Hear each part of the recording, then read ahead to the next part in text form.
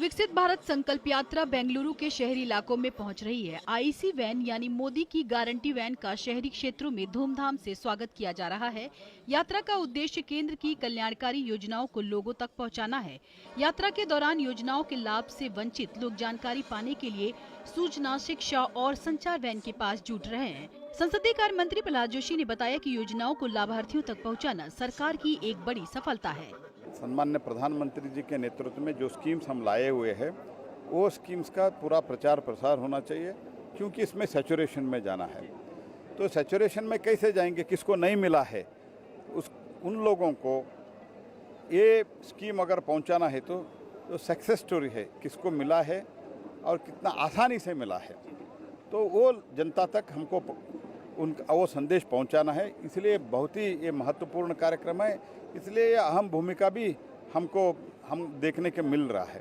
तो इसलिए बहुत ही अच्छे संदेश इससे जा रहा है, लोगों में एक एंथुसियाज्म है। तो ये गाड़ी क्या है, तो आप देख रहे जनता ही इसको अभी मोदी गारंटी गाड़ी ऐसे बता रहे, कन्नड़ में मोदी गारंटी गाड़ी ऐसे बोल रहे हैं।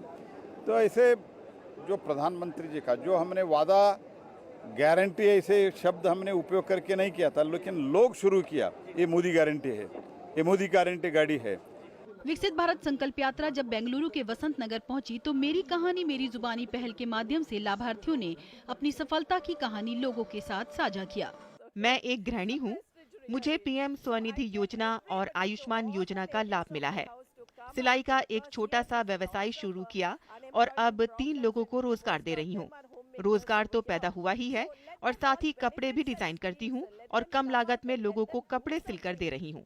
मैं एक गृहिणी हूँ, मैंने केंद्र की योजनाओं के बारे में सुना है। कोविड के दौरान मैंने सरकार द्वारा टीकाकरण सेवा का लाभ उठाया और बाद में हमें आयुष्मान भारत योजना के बारे में पता चला। हमें अपने परिवार के लिए स्वास्थ्य कार्ड मिले।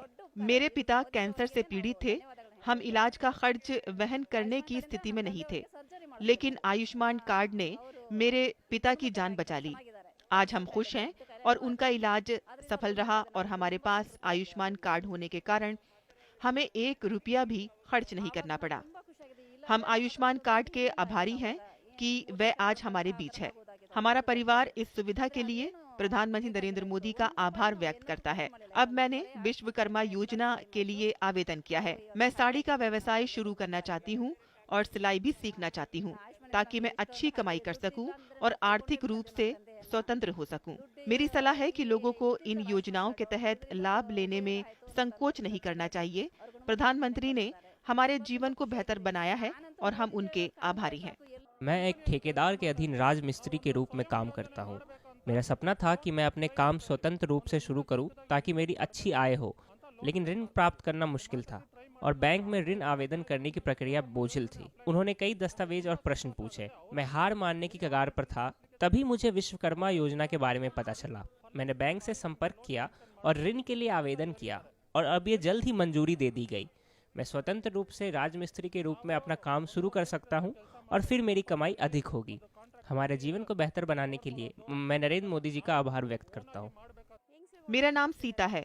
मैं यहाँ बच्चों की शिक्षा के लिए ऋण सुविधाओं के बारे में जानने और अपना एक छोटा व्यवसाय शुरू करने के लिए आई थी। मैंने पूरी प्रक्रिया समझी और उन्होंने मुझे आवश्यक दस्तावेज के बारे में बताया। मेरे पास सभी दस्तावेज हैं। मैं जल्द ही ऋण के लिए आवेदन करूंगी। ये तस्वीर बताती है कि सरकार की जन कल्याणकारी योजनाओं की वजह से लाखों लोगों की जिंदगी में उजियारा आया है। मोदी सरकार ने अपने 9 वर्षों के कार्यकाल में कई जन कल्याणकारी योजनाएं शुरू की हैं, जिसका आम जन को लाभ मिल रहा है। Ayesha Khanam, DD news, Bengaluru.